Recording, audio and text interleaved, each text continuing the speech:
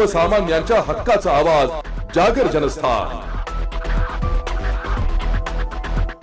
नाशिकचे शिवसेना शिंदे गटाचे खासदार हेमंत गोडसे यांच्या उमेदवारासाठी नाशिकचे पालकमंत्री दादा भुसे यांच्यासह संपर्क नेते भाऊसाहेब चौधरी, आमदार सुहास कांदे यांच्यासह हजारो शिवसैनिक हे मुख्यमंत्री एकनाथ शिंदे यांच्या ठाण्यातील निवासस्थानासमोर ठाण मांडून बसलेत। रात्री उशिरा गोडसे यांच्या उमेदवारीवर निर्णय होण्याची शक्यता वर्तवली जाते।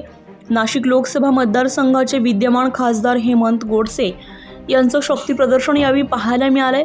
शेकडो वाहनांचा ताफा घेऊन गोडसे मुंबईच्या दिशेने दुपारी रवाना झालेत। मुख्यमंत्री एकनाथ शिंदे यांच्या भेटीसाठी गोडसे हजारो कार्यकर्त्यांसह नाशिकहून मुंबईच्या दिशेने रवाना झालेत। यावेळी पालकमंत्री दादा भुसे हे देखील उपस्थित होते। नाशिक लोकसभा मतदारसंघातून उमेदवारी मिळावी यासाठी गोडसेंचं मोठं शक्ती प्रदर्शन पाहायला मिळतंय। नाशिक लोकसभेवर भाजपने दावा केलाय, त्यामुळे आता महायुतीकडून कोणाला ही जागा मिळते याकडे सर्वांचंच लक्ष लागून राहिलंय।